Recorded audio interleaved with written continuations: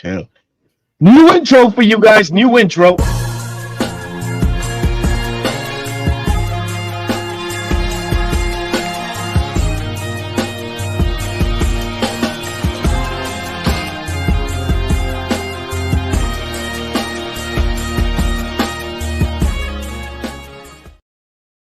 Yes, sir. Yes, sir. Tuesday night, we're back at it, man. The boys are back, man. Welcome to the 95 North Sports Machine. We have a very special guest with us this evening, man. Talking training camp preview, the secondary at that of these beloved Atlanta Falcons, man. We have Joe Patrick of 929 The Game. Joe, how are you, my friend? I'm doing great. It's my first time being on the show. I've tuned in on YouTube. So I think you guys do a great job, and looking forward to having a good conversation. You know, it's so funny because I feel like we're all just like, at our wits' end with the off season, and we're finally going to get some actual football and some some data points to go off of here in a couple days. Yeah, man. Yeah. Gentlemen, how you guys doing? Smitty, Chris, what's going on? It's been a while, man. We've done anything live and whatnot, man. It's been pretty dry, but we're back together now that training camp is just hours away, pretty much. And what are you guys feeling, man? What's going on? Ooh, I'm about to say you first, Smitty. Yeah, man. I'm feeling great, man. I can't wait for football to start. Y'all know that's my favorite time of the year. But Joe, man, I want to give a shout to 929 The Game for always supporting the sports machine. Shout out to Chris's boy Squid Billy, my homie John Freaky. They always supporting us, man. So shout out to y'all guys, man, for always coming through, giving y'all knowledge of Atlanta sports. We definitely always appreciate it. And also thank y'all to y'all out there in the YouTube world, man, who supported me while I was taking a break, checking up on me, man. I was good, man, taking a vacation, clearing my mind. You got to take a break from social media sometime, man. And 20th anniversary, and I definitely enjoy every second of it. So shout out to y'all, man. Beautiful. Hey, man, I'm feeling good, man. Got a workout in this morning. Got to have some good lunch. Falcons football is about to crank back up as far as training camp. So I am very excited. Just ready to get it in, man. And, talk about this Falcons football, man. Shout out to all the Falcons faithful out there as we're going to be getting ready for training camp, y'all. Let's get it. Let's get it. Let's get it exactly how it goes, man. Training camp just a few hours away. We're all very excited. But in all of this excitement, man, of course, Coach Raheem Morris, now the head coach of these Atlanta Falcons on his second stint with the team, but now as first-year head coach for these Falcons. So, Joe, I'll ask you, what is your expectations for Coach Raheem and his second time around with the Falcons? So I think, I'm expecting good things from this Falcons team. I know that can sound Pollyanna-ish to say because of this team has been 7-10, and obviously last year was a big disappointment. If you look back at some of those 7-10 seasons, I mean, the first two of them were actually, I would consider like they kind of overproduced, but obviously it was a step back last year, and I think that's colored. There's been a narrative now around the NFL and around just not the teams necessarily, but the players the fans and the media, as like the Falcons are just kind of this team that is there basically for their amusement and how they're going to, screw this whole thing up. And I think that the draft of pick of Michael Penix obviously plays into that narrative a lot too. And so, I think that's the challenge that Raheem Morris has with this Falcons team, is turning that narrative around. And that's one of the reasons why the Falcons made the coaching change, was because they knew they had to do that this coming season. And I think it'll be an interesting work in progress for Raheem. And I say work in progress, not to kind of slight what the Falcons could be, but I think that, he's a coach coming into a roster that's been well built over the years by Terry Fontenot. And it'll be very interesting to see, what new ideas, what fresh ideas they have for this roster that I think that had all of our, hopes up so much this time last year. And then obviously kind of left disappointed by some of the things that transpired over the course of the season. So, but there's, such great potential when you have a quarterback like Kirk Cousins. And, I think, again, to go back to the Penix move, like that really, I think overshadows just how big of a deal it is to bring in a quarterback like Kirk Cousins, and to go specifically from a quarterback like Desmond Ridder to one like Kirk Cousins is the most drastic shift you can have at the most important position in all of sports. And so I think that really drives the potential for what this Falcons team could be this year. And you wouldn't want anybody other than like a real tactical kind of coach like Raheem Morris is to kind of be the driving force behind it all. Very good, man. That's great, man. So I say this. Yeah, I agree 100%. I feel like the best of Coach Raheem is we're going to experience that, and this is probably going to sound all biased from what I'm saying, and rightfully so, right? It's a Falcons content. Who the hell cares, right? So I'm going to say it anyways, right? So no one has assembled, the amount of coaches that around the league, right? The Falcons. Well, Coach Raheem Morris has 26 coaches under his tutelage right now, right? The third most in the league. He's not playing around, man. He's taking this second chance, at being a head coach very seriously, man. I'm really excited for what Coach Rob is gonna show with the Falcons in year one as a head coach. I go back to just tribal knowledge of all the coaches that he's been around, right? Coach Gruden, Sean McVay, hell, even Dan Quinn, right? He's just going to take all that and in a big pot mix it together and just give the fans, reward us, the fans, exactly what this Falcons should have been, in years prior, which should have been a more complete, competent, ready to go team on Sundays, to what we were accustomed to seeing, right?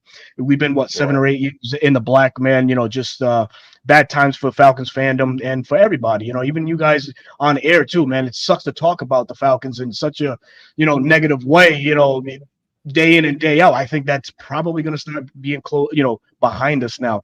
You talk about Kirk Cousins and stuff, man. Yeah.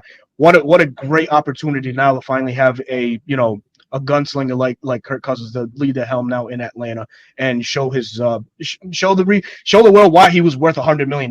Let's just be real, right? So I'm excited for Coach Raheem. I think this second time around is going to be the best that's to come. So I'm going to leave it at that. I'll flip it to Chris. Chris, what do you feel, man? Hey, man, I'm feeling similar to how you feeling. I believe Coach Raw is not playing around. It's the second time around for him. He's learned from his first stint back with Tampa Bay Buccaneers. He's learned from multiple coaches. He's went to the Super Bowl, had that taste of experience, got a ring. It's just, the best teacher is experience, and he's been through a lot. So this time around, he's not playing around again. 26 coaches, of course, bringing in different guys to work with the different skill players, having quarterback coaches, actual wide receiver coaches. You're hiring of Ike Hillard. I can really just see that Raheem Morris wants to have like this whole chemistry and a family type of environment. Everybody, it's an open door to him, and he's not going to mess around. You can already see training camp. He wants to have control of it. He doesn't want anything to be a circus. He's just doing everything the right way. Infectious energy. You can tell the energy right now just in Atlanta is different than how it was last year or previous years with Coach Arthur Smith. I'm sorry. You can just feel it. It's palpable. So I enjoy it, man. I'm really just patient to see what Raheem Morris has for the Atlanta Falcons and the Atlanta Falcons fans, man. Facts, man. Facts. Smitty, what do you got, Smith? Yeah, I'm gonna go with all you. I'm gonna just pick off what all y'all said.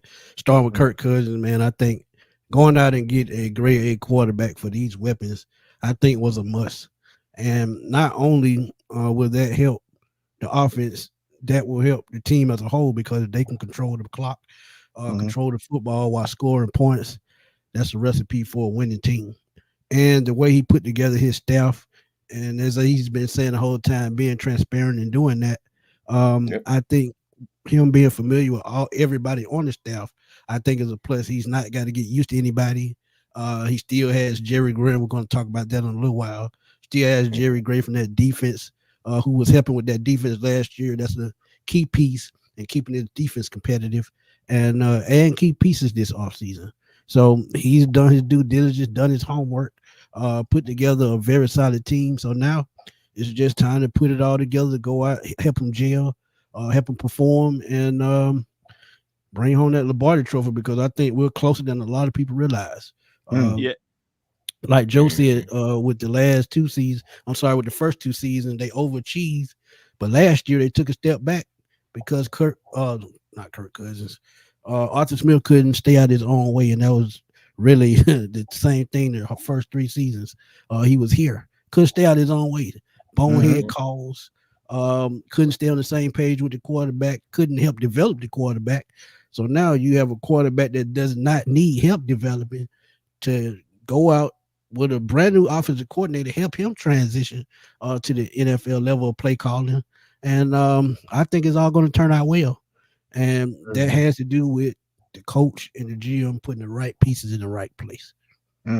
Yeah, I want to give Raheem deserves a lot of credit for the staff that he's put together, and it's not just the guys that he was able to bring in, but I thought he was really smart about the coaches that he retained from the previous staff. That I thought that he would help contribute not just to what this new staff wants to do with this Falcons team going forward, but also just keep that connection with the players, right? So that you're not like in this kind of whole period of upheaval and everybody's trying to learn something new.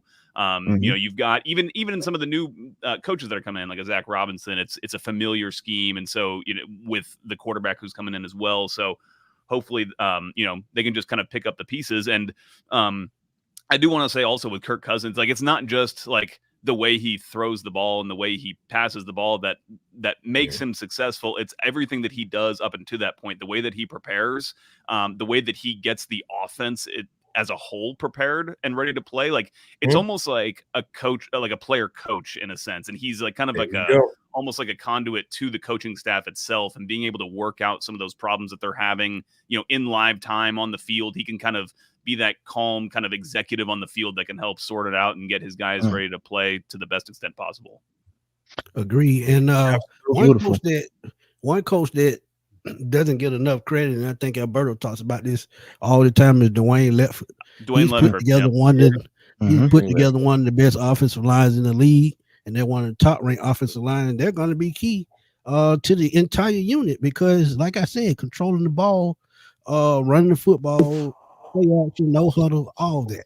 And one key guy is probably going to be Chris Lindstrom, a guy I've talked about for the last 2 years being a top offensive lineman in the league. Not only tackle, I'm talking about guard, center, any position on the line. He's number one in my book.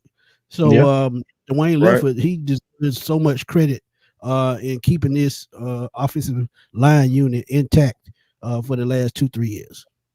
Excellent points by everybody, man. Excellent points. Real quick, man. You know, you talk about Chris Lindstrom, you know, and a valuable piece to this offensive line, protecting our $100 million man. But there's one guy out there that just doesn't seem to get off, you know, the Falcons wagon. You know, we don't want him on there, and that's Mike Florio. Hey, man, it is what it is. You've talked so bad about this Falcons team. It dates all the way back to the tampering situation. You coming out with these blind allegations of first rounders, second rounders, whatever. Pie in your face. It was only a fifth rounder, right?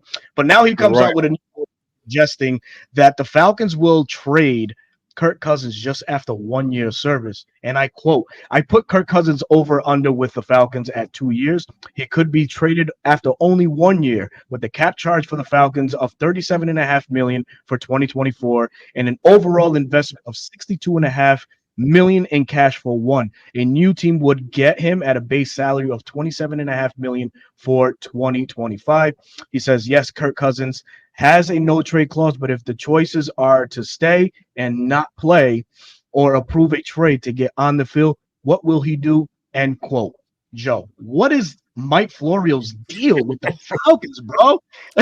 I honestly think he comes He's across a fan. He a fan. That's right. Yeah, he is. He sounds like a spurned, like, you know, burned fan that, like, you know, who wanted Kirk Cousins back in Minnesota. He obviously, I think Kirk maybe, you know, at some point, I'm sure he did want to come back to Minnesota as well, but they couldn't get a deal done. They didn't want to do the long-term deal like the Falcons did with him.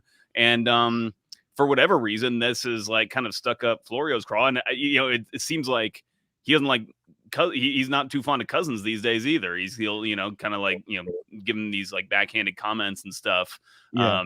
So yeah, it's really like unprofessional, I gotta say. And like, not to like slander anybody, but like, I mean, it's just unprofessional. And like some of the things he was saying around, I think it was after the tampering, sanctions came down. I forget exactly what he was saying, but he was like throwing around. He was basically openly suggesting that there was more. The Falcons did more than the NFL looked at or whatever, without providing any sort of evidence and whatnot. And that's just like totally kind of unprofessional. So to get back to what he said, I mean, like, he's not totally wrong in that, like, it is probably most likely that Kirk Cousins is the quarterback here for 2 years, just based on the way that the contract is structured. That is kind of clearly a waypoint as to, like, they're going to check in 2 years and see how things are going. I think there's a chance he could be here beyond that. That would be if the Falcons are doing very well. If things are going exactly how we hope they're going, then he probably will be here for more than 2 years. But, and the other thing that plays into this, Falcons are in absolutely no rush with Michael Penix. And that's kind of the whole point, is to let him just sit and learn. And we've seen that be a successful model for teams. It just caught us all off guard so much when they initially went with the plan. But, I think everybody's kind of realized it makes more sense. And so, but I mean, there's nothing there other than the uncertainty of Kirk Cousins' injury situation. There's not really a whole lot to be concerned about in terms of performance on the field. Agreed. I got to second that, and I'm gonna give y'all 65 million reasons why I think he's not going anywhere after 1 year. Who wants to pay $65 million? Just that simple. True. But when you talk about what he could mean to this team in the next 2 to 3 years, y'all got to remember, if things don't work out this year, we still got to draft next year to add on more weapons, whether it's offense or defense, and still have pretty much the same team. The only player right now I think that contract-wise is of concern is AJ Terrell. Outside of that, we may have the same team for the next 2 to 3 years. So if we end this season, say, like, just for instance, in a divisional playoff game, if you go in the next season with that kind of momentum, ain't no telling what can happen. So Kirk Cousins is going to be here at least 2 years, and I'm gonna stand on that. So 65 million reasons why he won't be going after one season. Right. And then if he's playing at a high level, you're not getting rid of a quarterback that's playing at a high level, who's possibly getting you to the playoffs and everything. And then, just like Joe even said, I mean, he's pretty much a player coach as well, someone that's going to help Zach Robinson. They're really going to help each other. Dealing with this scheme and dealing with this offense. Who's to say that it's going to be a guarantee that Penix would be ready after 1 year anyway? So it's just outlandish, man. He's attention seeking, man. He's attention seeking. I'm gonna send Lamar Jackson on him again. That's what I'm gonna do. Man, all this quarterback talk, man. And now let's start. We turn our focus into our attention to a guy that will be catching passes from Kirk Cousins this year. And as we all know, what Kirk Cousins did with TJ Hawkinson last year, 129 targets for the Vikings. I know a lot of those targets came while Justin Jefferson was hurt, but still, Kirk Cousins really relies on the tight end position as his security blanket. And the news comes out that Kyle Pitts he's learning two positions, right? The tight end and the wide receiver position, a la 2021, in a trying year where the Falcons finished 7-10, and Arthur Smith really couldn't get that offense going. It saw Kyle Pitts break, tight end records, finish with over 1,000 yards receiving. But the Falcons are going back to that metric. Now they're saying that he's going to be learning the tight end and the wide receiver position. Now, going through some numbers based off the 2021's alignment, 27% he was used as an inline tight end, 43% out of the slot, 30% as a wide receiver. Joe, do you see numbers like that, going up a whole lot more? I know that, as mentioned, tight end and wide receiver being learned, but now with Charlie Warner here, can the Falcons now use Kyle Pitts more as that big receiver? The one thing that the Falcons don't have on this roster is size at the receiver position. Drake London being probably the most physical one at 6'3" or 6'4". You put Kyle Pitts out there. That's a 6'5", 6'6" target for Kurt. So what do you make of Kyle Pitts in now year 4, learning two positions going into 2024? Yeah, I think that I think that we are likely to see him play in a lot more traditional receiver roles outside of that kind of inline tight end role. If you look at Charlie Warner's contract, like that is a contract that you give to someone that you plan to have a significant role for a team. True. It's not major money, but it's $4 million a year for 3 years. So that's like that's a core player for an offense. And we have pretty solid evidence at this point that Kyle Pitts is just not really the guy that you want, like blocking half the time as like an inline tight end. And Charlie Warner fits that description perfectly. So that kind of solves this kind of a role for you, and it opens up Kyle Pitts to allow him to do more things. And I think that I thought the Falcons tried to do a little bit more of this at the end of the season last year. The game against the Jets specifically is one that comes to mind, where Pitts was lining up as an X receiver, but he was not really getting any separation. He was just kind of running these kind of stop routes, like 10-yard stop routes or dig routes or something. And he just wasn't able to really find that separation. What I think we're going to see from Kyle Pitts is a lot more of him. Well, we're going to, in general, I think, see a lot more kind of condensed formations with those the split ends and the wideouts, like really close to that line of scrimmage. And that gives everybody, just allows them to be more centered on the field when the play starts. So they have more room to operate to the outside and to the inside. So you're hopefully going to see Kyle Pitts get more opportunities for those two-way goes where defenders are not going to know which way exactly he's going to cut. And hopefully that will give him some more opportunities to create that separation that we didn't see last year. But, you know, he's obviously kind of, I would still say he's a tight end. He's got a tight end's body. And, you know, to me, he's a tight end because you see how he, like I said, against the Jets, like if you just line him up traditionally out in X role, he's not going to have a ton of success, but I think he can have a ton of success if you utilize him the right way that really kind of puts the most emphasis on his strengths, which is his ability, obviously, to separate when he gets those matchups that are good for him. So, and I will say, guys, just from having watched some stuff in OTAs, the passing concepts that I'm seeing these guys run do look different, like in a really good way. Like you're seeing a lot more like drags across, you know, like spread out and you know, drag someone across while you have like, you know, trips going vertical to just like kind of clear out that space. And that's the kind of easy yards that I think we've all been frustrated that Kyle hasn't been able to get under Arthur Smith.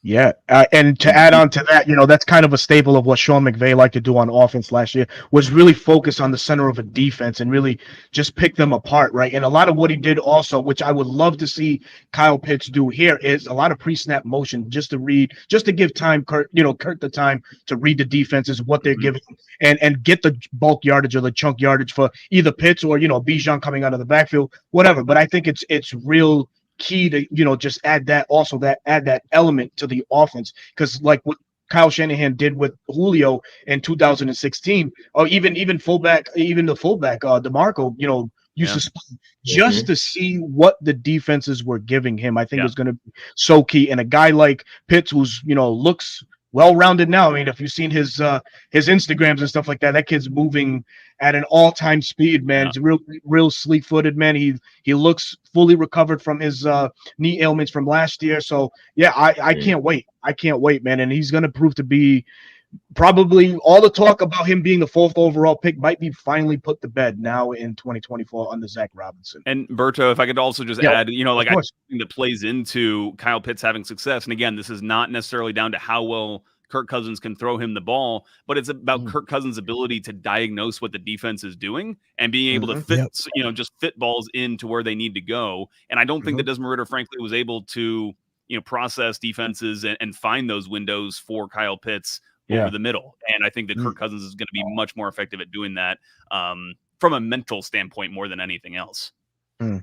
Indeed, Joe, you just stole my thunder. I was going to say the same exact thing. I mean, no, but it's true though. It's absolutely true. He'll be able to fit it into windows and be able to lead the receiver. A lot of times the ball was like right there or behind the receiver to where like people can make plays. You know, they're not able to get like yards after the catch. And I mean, I like yards after the catch. I'm pretty sure you guys do too. So, and then in 44 games, you know, Kyle Pitts, he's amassed over 2,000 yards and 149 catches. I believe, depending on how the scheme goes and depending on the defense, Kyle Pitts can get maybe like half of that in one season. And I'm glad that you mentioned something about him being lined up at tight end, because he was only lined up at tight end 156 times, which is 22%, as well as lined up at tight end. But he out wide, he had 200 snaps at 29%. But here is where he got his most snaps, and that was in the slot. 339 snaps at 49%. Let's go. That's what it's all about, man. Giving the stats, man. I love it, Chris. Hey, that's awesome. And it all boils down to timing. When you have an offense in with the timing down and in rhythm, who's gonna stop you? And as I've been telling y'all, Kyle Pitts is a weapon that you can utilize. He's gonna help not only Drake London, not only Darnell Mooney, but he's gonna help Bijan Robinson the most. Because if he can control the middle of the field, guess what? It's gonna open up the run game. When you open up the run game, then Bijan becomes a bigger weapon. Because if he gets it going on the ground early, then what do? You put him in the pass game. So timing is everything with this offense. And that's pretty. Go ahead. Just to add, just like with the way that defensive tactics are trending in the NFL, and this is just very high level, but this kind of Fangio coverage scheme is kind of taking over things where it's this kind of cover 4 shell. So you've got safeties and you've got safeties and corners kind of playing off of the line of scrimmage, and I would think that that's going to help Kyle Pitts more than maybe anybody else, because again, if they're featuring him on a lot of that underneath stuff, that should be the stuff that those defenses are going to allow more often than not, and they're hoping that they can just rally to the ball and make that tackle. But Kyle Pitts is such an athletic freak when he gets the ball that, that might be easier said than done when talking about him in particular. Yeah, wow, man, it's some good stuff there by Chris and Joe. And Chris, to add on to your stat, that ranks 7th all time so far as far as tight ends with 2,049 catches since 2021. So I mean, for all the slack that he gets, Pitts is productive in his own right, because NFL defenses or defensive coordinators have to account for him in some way, shape, or form. I know last year he was very limited, but coaches were still dialing up ways to eliminate him completely from game plans and stuff. And I was at that Jets game last year, as you was talking, Joe. It was bad conditions. It really was. But you saw defensive alignments really shift towards Pitts when he started, motioning out or splitting out, and Arthur Smith, like Smitty alluded to in the beginning of the show, was just getting in the way of himself. He couldn't adjust. So, but I say that to say this, man. We expect the best out of Kyle Pitts, man, really this year. It's going to be really fun to finally watch this young man prove his worth. Because I know, it's cliche, right? A lot of the players say, we don't listen to the outside noise, man. I know that they pay attention. Right. They pay attention 100%. So I know that's got to get That's got to get to him in some way, shape, or form. But he wants to get paid too. Right quick, So it's like, hell yeah, that's another. Think about it. It goes back to his rookie season. Now, I've been saying this as well. It was more Matt Ryan helping him put up those stats than Arthur Smith, because when Ryan audible at the line, he found Kyle Pitts more than a little bit. So I think Kirk Cousins is going to have to do the same, especially with a young offensive coordinator being his first time play calling. That's why I think Kirk Cousins is key. He's going to have to be the eyes on the field to help Zach Robinson, like I said, transition and bring him along. Once he gets caught up and acclimated to play calling, which I think will be around week 5 or 6, I think the Falcons will be in stride by then. Man, I really, really hope so, man. I really do, man. Sky's the limits for these Falcons, man. Smooth sailing starting off, so we can't start off slow, y'all. No, I hear that, brother. I hear that. But you know what?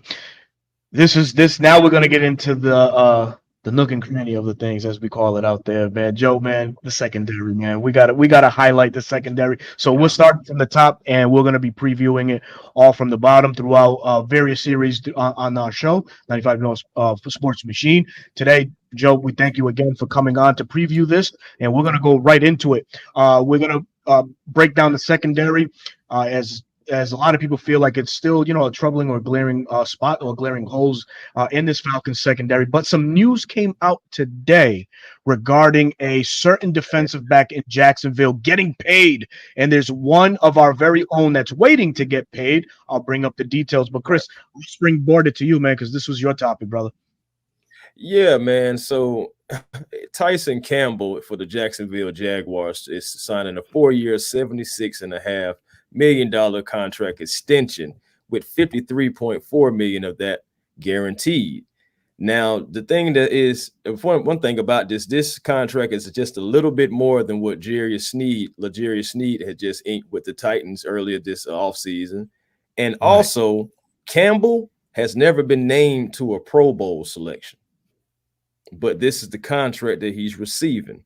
And I mean, he's another homegrown talent for the Jacksonville Jaguars as well. So I don't know if that may be factored into some of the money as well. But regardless, we got our own AJ Terrell that we have to do something with soon, because this money is going to start getting crazy. I'm just saying. Yeah. This guy has never made the Pro Bowl, and this is what he's getting.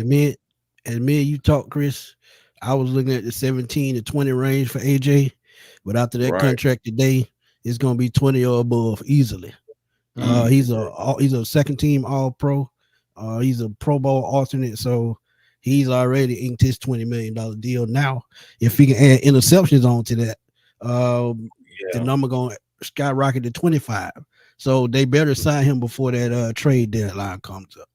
Yeah, especially like hypothetically speaking, if AJ was to get like 4 interceptions this year, and let's say he takes one back to the house, ouch.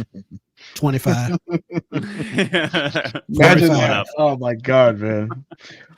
Yeah, I think it's probably like the biggest storyline, like as far as like off the field stuff goes for players on the team, is his contract situation. Frankly, I thought it would have gotten done by now. I was kind of predicting that it would, because I know the Falcons like him, and they want him long term.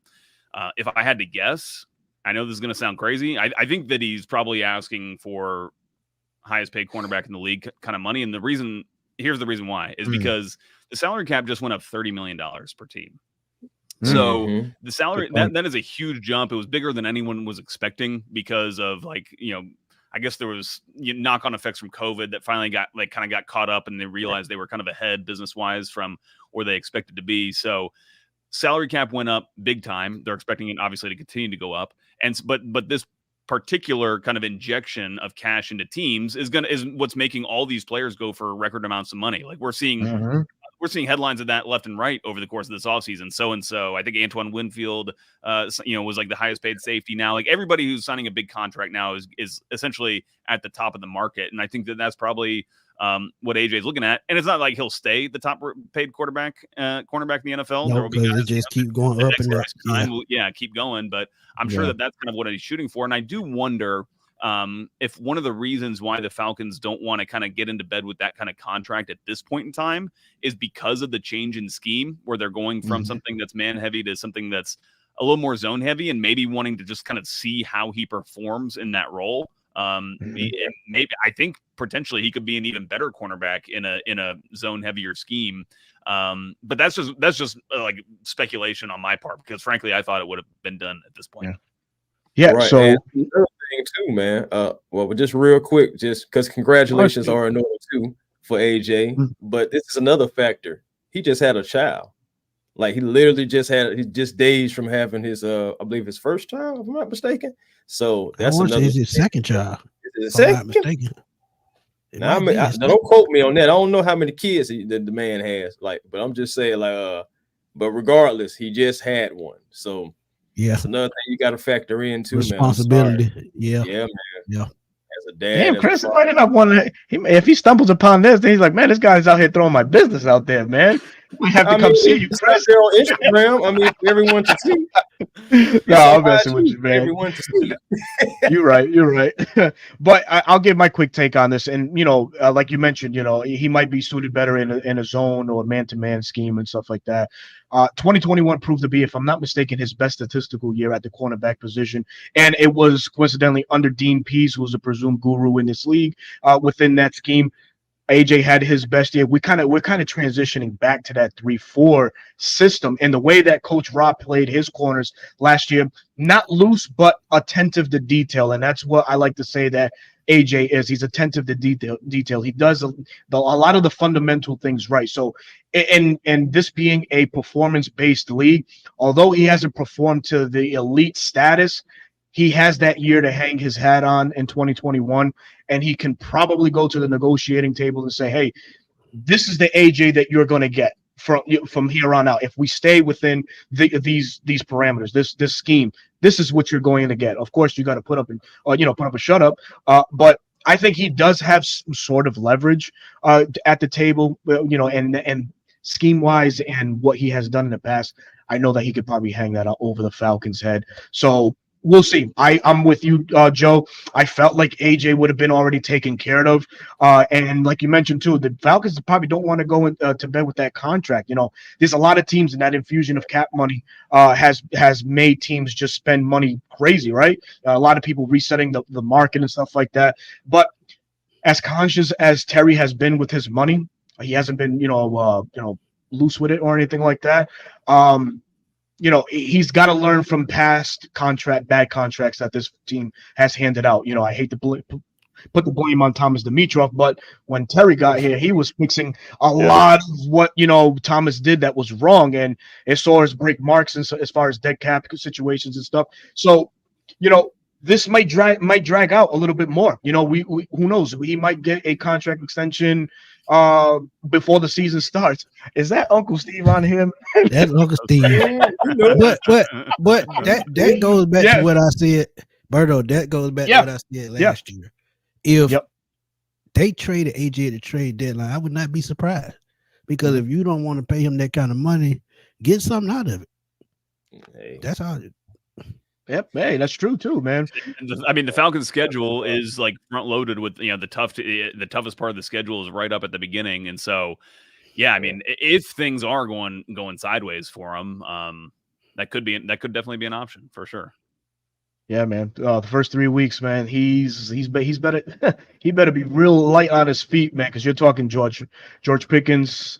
To the who's over in Philly, the track stars over there, Devontae Smith and Jesus, who's the other? AJ Brown. AJ Brown, yeah, AJ Brown, and then of course you got the track team with Kansas City. So yeah, AJ, you buckle down, brother, because it's going to be a tough one for you. But as we mentioned, we're previewing the secondary, so I'm going to go ahead and bring up the depth chart for our Atlanta Falcons.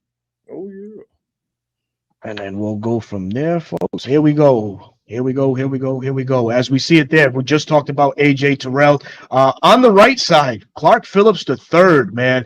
And in a trying season last year where the Falcons tried to create their own shutdown tandem, as we all know, we traded for Clark Phillips the third out of Detroit. That really didn't pan out the way the Falcons hoped for. Obviously, Jeff Okudah now plays for the Houston Texans. Atlanta Falcons let him walk in free agency. Penciled in is Mike Hughes at the nickelback position, which I feel like that should be a flop.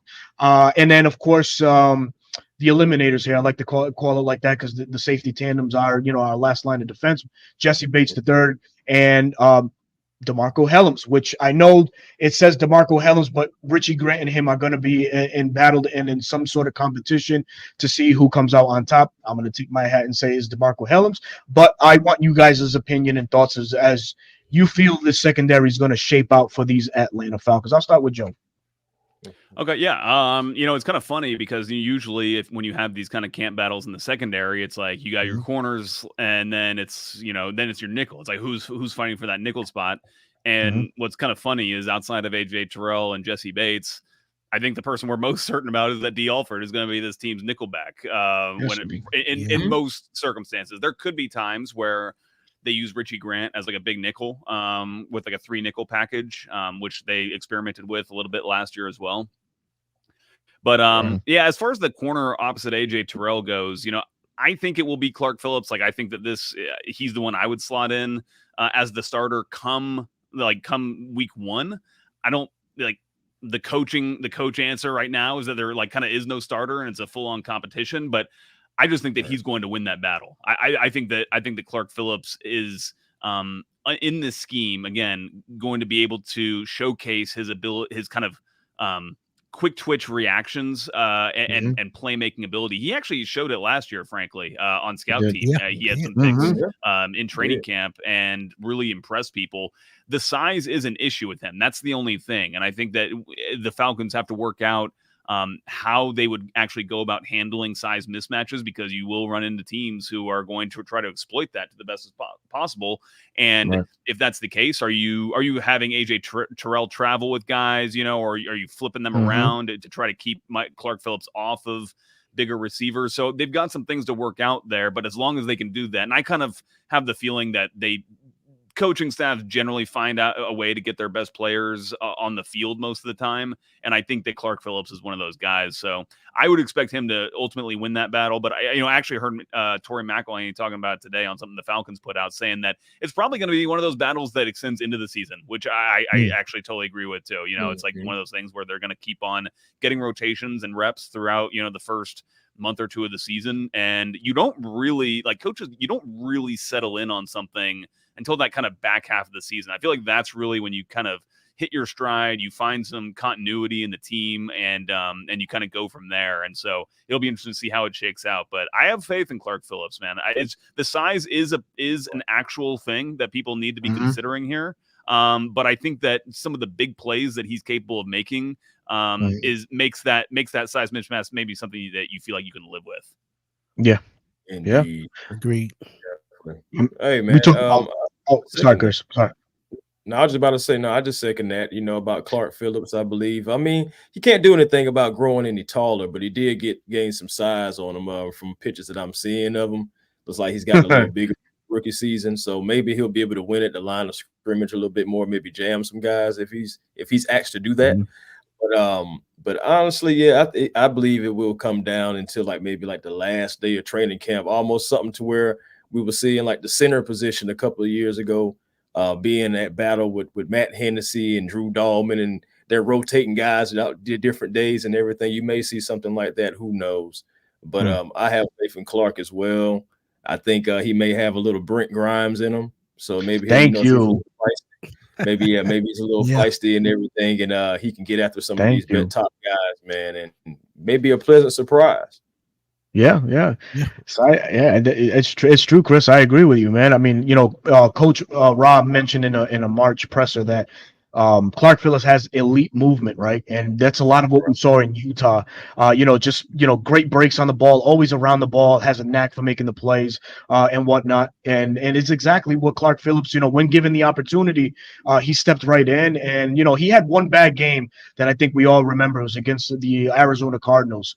But other than that, he's played relatively clean, man. And now with, Coach Ra and a member of the coaching tree that we'll get into very shortly with Jerry Gray here, I think these gentlemen can maximize his growth and his potential at Clark, at cornerback number 2. My only concern is the depth behind him. As we see, it's Antonio Hamilton Sr., a gentleman that we got from the Arizona Cardinals. I mean, I know there's some big names out there still in free agency. Stephen Gilmore, is one of them, but I don't think that Stefan's going to come in here in Atlanta if he's not going to be guaranteed an opposite side job, AJ Terrell. I just don't see that. Maybe a lower bargain free agent, maybe just to round out the roster. But I'm comfortable with AJ Terrell and Clark Phillips as the starting tandem. I'm with most people. I'll go out on a limb and say I don't even think Mike Hughes makes the team, man. I think he's going to be a guy that gets cut, and it's going to be not due to performance, but I think it's going to be due more to just salary cap implications. 2 years, over $10 million. Falcons can save probably $3 or $4 million if they release him. D. Alford has put in work, and to Chris's point, it's on IG. He puts everything out there, so the guy is really putting in a lot of work. I'm comfortable with that trio right there with the cornerback position. Again, it's just bringing possibly another piece in, unless one of these guys that we see here, I don't know, a Jaden Price or Antonio Hamilton Sr., really, really step up. Hell, even Natron Brooks maybe step up and just take that huge step forward in their development to, just catch the eye of this coaching staff. While with corner, I'm good. Safety's probably the most problematic spot on this Falcons team, and I know that a lot of the Falcons. Go to the safeties. Go ahead, Smitty. Yep. I just gotta say, man, I've been on the Clark Phillips train since the beginning. I actually watched him a lot at Utah, and a lot of what he did at Utah, his playmaking skills, I saw it last year. He missed the first 5 games of the season, but when he finally got on the field, he showed why he belonged. One name, and Joe Product can verify this. D. Alford, another one of the guys I've been, watching his whole career. I think he's going to be another guy that can also play outside the slot. But Antonio Hamilton is one of those veterans that you're gonna have to keep an eye on because he's a bigger corner. He's the last 2 years in Arizona, he started to make a name for himself. That's probably why he got a new contract because he got more playing time, he got more starts. So now you have a reliable veteran behind Clark Phillips. So if Clark Phillips falls at any point in this season, you bench him, you let him learn and catch on. Then you probably can bring in Hamilton for a game or two until he catches up. But one thing that I think, and a lot of people may not agree with it, but Trey Flowers, a guy we lost in the offseason. I think his versatility in the secondary meant a lot to this team. But I think they've done a great job in bringing in more talent, but move on with the safety because I know Richie Grant's name is going to come up. God forbid. Yeah. He's going to be featured here. He's going to be featured, right? So, he's going into his 4th year, former 2nd round pick. What can Coach Rod do to salvage this young man's career, right? We have the great Jerry Gray in the secondary, and even if as much slander and slack that we might give this secondary, this is a Falcons team that finished 8th in pass defense last year, only giving up 202 yards per game, only 24 touchdowns over the air. So they worked with what they had, obviously, right? And can they maximize a little bit more out of these talents? It could be, and Richie Grant could probably be salvaged, right? But the only thing that has a lot of red flags on Richie is his coverage ability. He was graded out by PFF with a 42% grade last year, which doesn't sit too right with the Falcons faithful. That's what saw and opened up the door for DeMarco Hellams to see some action down the line, and he didn't disappoint. DeMarco Hellams is a thumper. He was pretty good in coverage as well. That pretty good in coverage and being a hitter, only missed 3 tackles in his time starting. Really opened up the eyes. That's why I see that DeMarco is penciled in as the starting safety opposite side, Jesse Bates. But what's to make of the Richie Grant problem, Joe? Do you see him as a does he make the squad, or is he just going to be an uphill battle all training camp battling DeMarco Hellams? Well, I don't know how it's going to play out right now. I'll say a couple of things. One is that I feel like a lot of people are fully on the DeMarco Hellams as the starter because of the bad memories that, frankly, we all have of seeing Richie Grant last year. And it's not like it was all bad, but the bad memories were because he was giving up, 3 or 4 explosive plays that we all, can kind of remember. Yeah. And even some of the things, some of the stories from, like, for example, against the Cardinals when Trey McBride kind of said after the game that he was like looking for that matchup and things like that. Like, that's tough. That's tough. But, I don't want to completely write off Richie. And I also think, I don't know if Hellams is as sure of a thing as a lot of people are talking about. He still has a pretty small sample size of plays in his career. I think that it did feel like his play felt a little bit more like predictable in a good way. Like you kind of knew what you were going to get out of him. Like you were talking about Berto with just kind of those fundamental things that he's capable of doing. He's not going to blow you away with coverage skills, but you kind of, he's reliable in a way that Richie Grant proved that he frankly wasn't in moments when you needed him.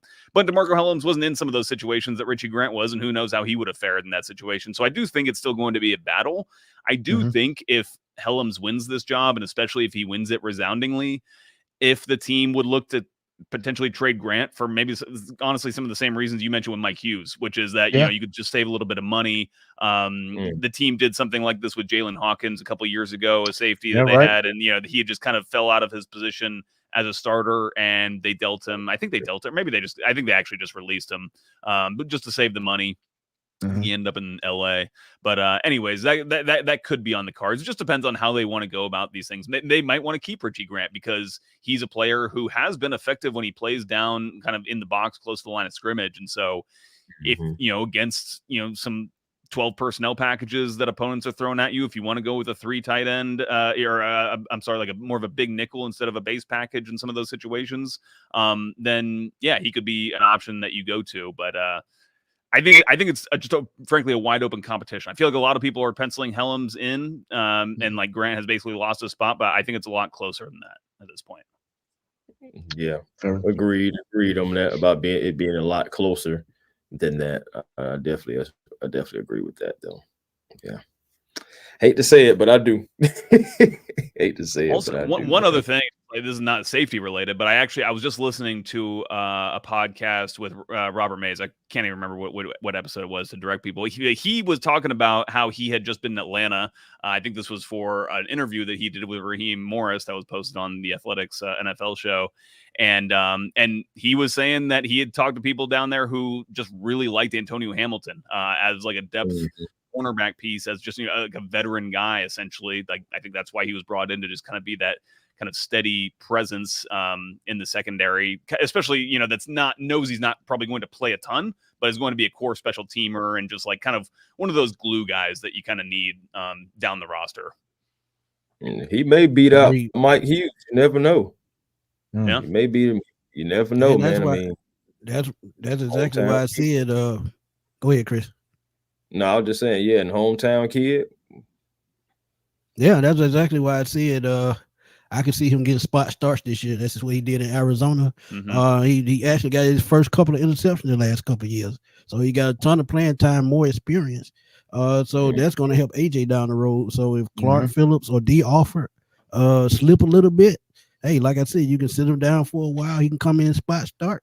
Yeah. And trust me, with big receivers in this league, he may get starts anyway, depending on who they're playing on Sunday. So yeah. Right.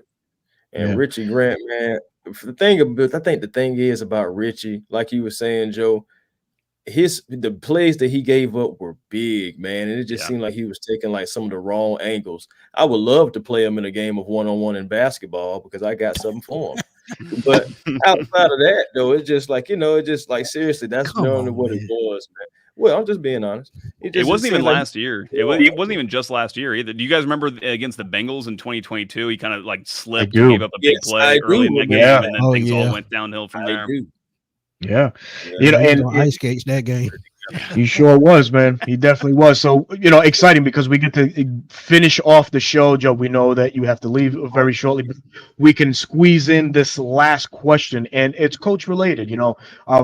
A lot of great players, a lot of great talent in this Falcons team, and primarily also in the secondary, AJ Terrell, Jesse Bates III. But it's the coaching aspect of it too, man. So a guy like Jerry Gray, here in Atlanta, trying to coach up a Clark Phillips III and Antonio Hamilton, as Smitty mentioned, A.D. Alford. How important do you feel Jerry Gray's second year with the Falcons is going to be now with first-year head coach Jimmy Lake? I know he's probably going to rely a lot on what the Jerry Gray has to say. So, the importance of Jerry Gray, in your opinion? I love Jerry Gray. He's one of my favorite coaches to listen to speak in his weekly press conferences, which he gets to do because he's got a title of like head coach / defense, I think whatever it is.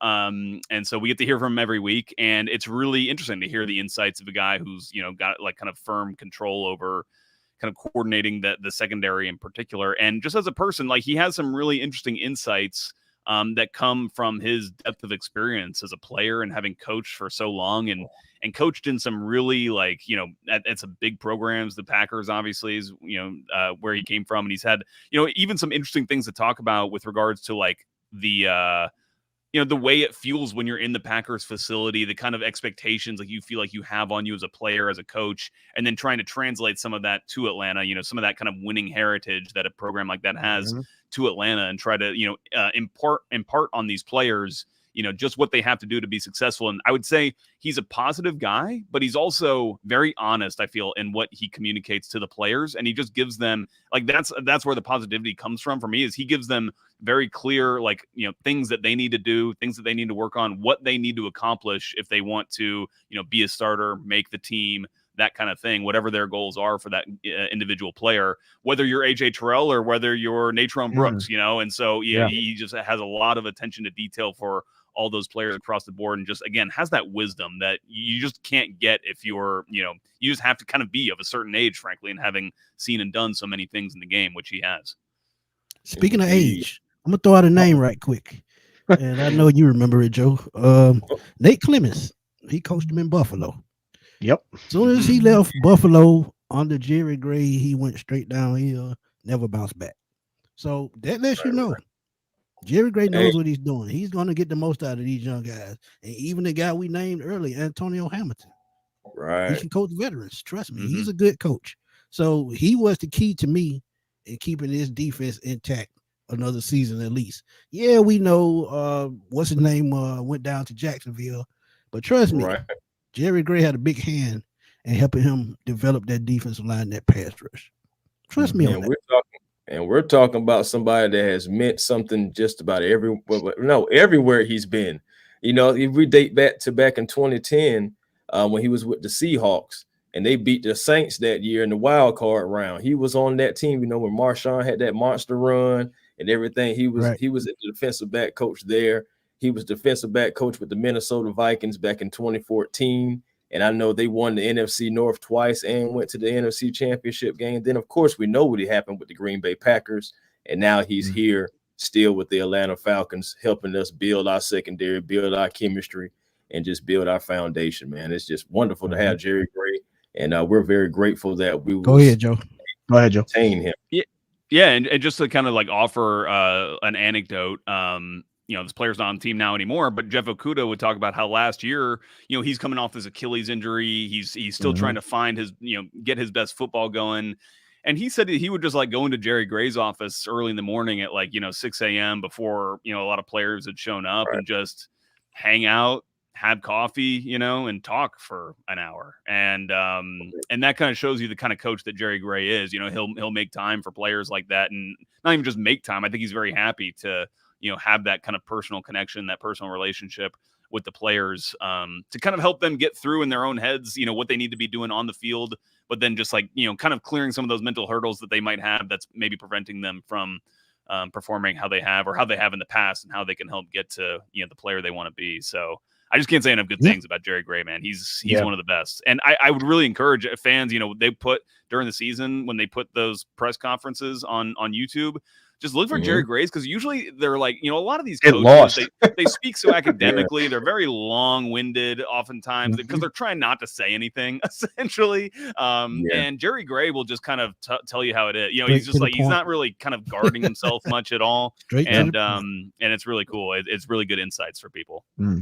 And just a snippet to look into what has happened into Green Bay, a secondary that finished no worse than 11th ranked. The Atlanta Falcons have Justin Hood, who coached with Coach Jerry Gray in Green Bay, now as an active member of the staff, rounding out that secondary coaching staff. So hopefully, you know, great things are to come here in Atlanta and kind of put some of the secondary woes to ease, man. But we're coming up to the 9 o'clock hour, and Joe, we can thank you enough for coming by and previewing and just talking good old Falcons football, man.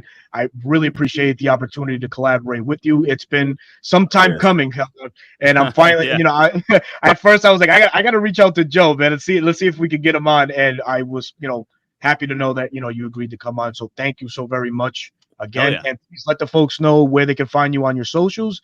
And yeah, man, we'll go from there. Yeah. Berto, Smitty, Chris, it was great to be on with you guys. Frankly, I said, I've watched the show in the past, and I hope we can do it again in the future. Absolutely. Here sometime. Love talking to you guys, to everybody. We'll talk some Braves next time. Yeah.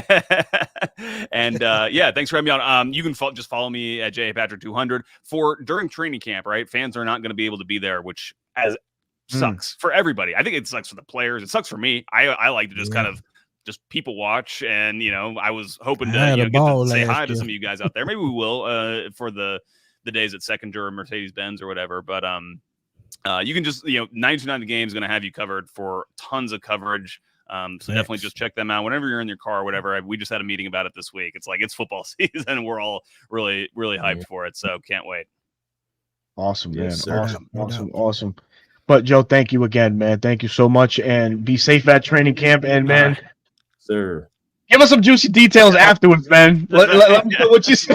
What you see, man. I'm gonna start hydrating now for the. No doubt.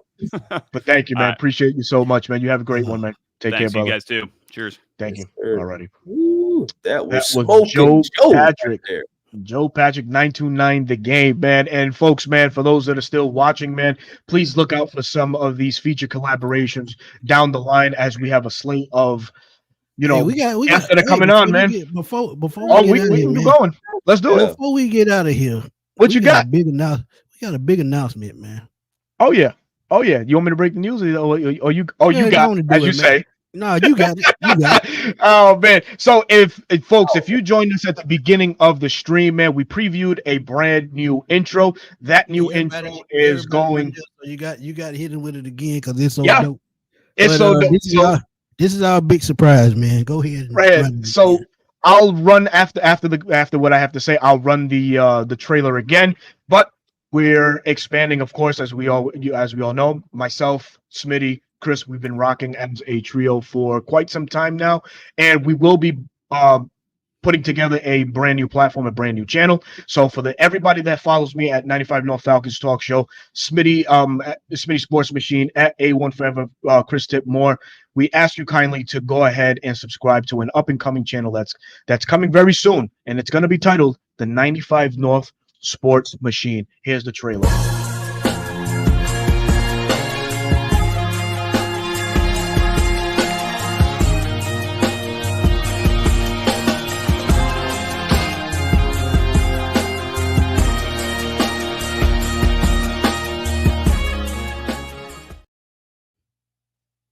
That's right, ladies and gentlemen. Joining forces, man.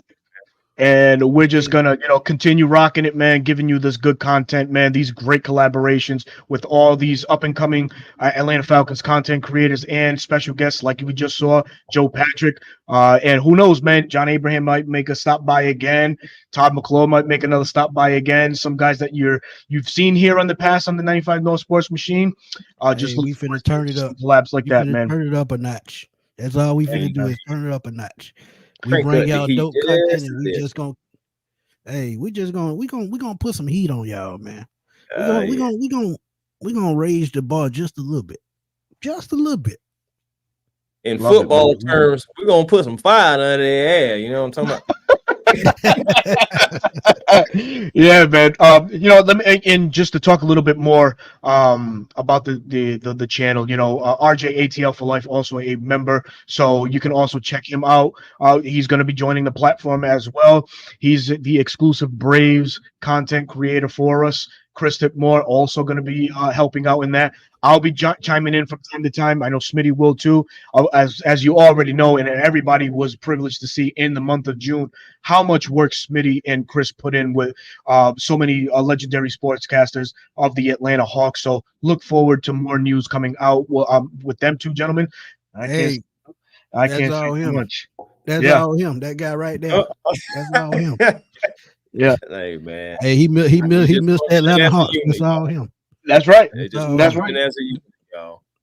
Yes, sir. So, and then of course, you're gonna get, the preview still on Tuesday nights at 8:00. Post game on Sundays. And the post game on Sundays.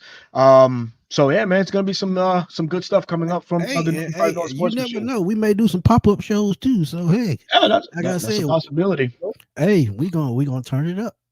Man, I just can't wait, man. It's been really great collaborating with you guys and expanding. What we need y'all to do, as soon as we drop that channel, we need y'all to share it as much as y'all can on YouTube, share it on Facebook, share it on Twitter, share it on anything that you can think of, because that is the page that you're going to help us grow and get all the way out there, like I always say, into the YouTube universe. That is going to be the page that catapults us to greatness. Because that page, all of us are going to put in the work to make that page great. 100%, man. 100%. But with that, man, Chris, you want to add anything else before we roll out? Just only that. Oh, Lord. Poor kid. Oh, gosh. Okay.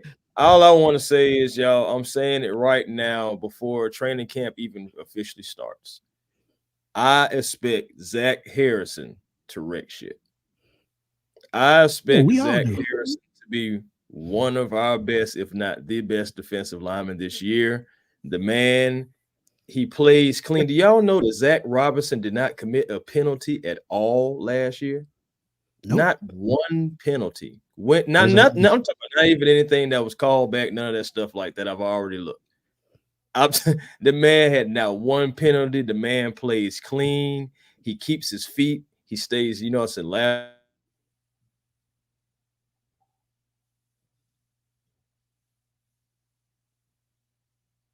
He freeze up. I think he has some little technical difficulties. But of course, Chris is known to be a preacher. Yeah. There he is. He's back with us. Go ahead and Get that preach. internet together, Nah, man, I got a storm going on out here. So I ain't yeah. You right. True. You right. I let that one slide. Yeah. Yeah. But no, seriously, the tree man, shaking real hard. Go ahead. Zach Harrison, he's going to be one of the best, man. He checks gaps, establishes containment, uses his power, dips his pads low. He does everything the right way, man. Uses his length and his size. Hey, Zach Harrison is going to be the shit this year. Watch it. You know something, Smith. There's a lot of D-line talk. I think it's safe to say that's probably going to be our next camp breakdown is the defensive line. Just for them, man, because they was in the chat, man. They was going crazy over the defensive line. So Absolutely, that's what we're gonna do, man. We're gonna rack it up and we're gonna get y'all defensive line camp battle next, because it seems like that's what y'all waiting on and that's what y'all want to talk about. So we'll see what we can work on. See, can we get our boy to come through to talk defensive line with us? Yes, sir. I know Chuck Smith probably busy, so can't get him on. Yeah, man. Yeah, he's busy shaping up those guys up there in Baltimore. Baltimore, right? Yeah. Smitty, anything you want to add before we hit the road? The juice is loose. Nah, I don't want to add nothing. Man, he's getting all over you. Really though, man. Like I said, man, about the new channel that's coming, man. I'm super excited about it. We behind the scenes working on it very hard, but hey, we're gonna put in all of our we're gonna utilize every outlet that we have, man, to make that channel a success. Y'all see what we doing on this channel right here, bringing everybody channel to this one platform. So now we're gonna have that platform, and it's gonna bring all our talents to the surface, man. Because like I said, man, we talk every day. So anything that y'all see on this channel, we've been talking about it for a while. That's just how we do. So when you put all of that into one, hey, that's a championship team, man. Let's do it. Yeah. Man. Well, it's come to that time, man. So we're going to be giving you your Tuesday evening back. We thank you for joining us on this Tuesday evening, 8 o'clock prime time. Like always, we look forward to our defensive line breakdown next Tuesday at 8 o'clock. You never know who the guest is going to be because we have a slew of them. We just got to slot them in correctly, man. So thank you for everybody that's reached out to collaborate. And we look forward to getting that opportunity. For Chris, Smitty, I'm your boy Berto, man. We'll catch you all next week at 8 o'clock or a pop-up show, as Smitty says, man. So until then, peace.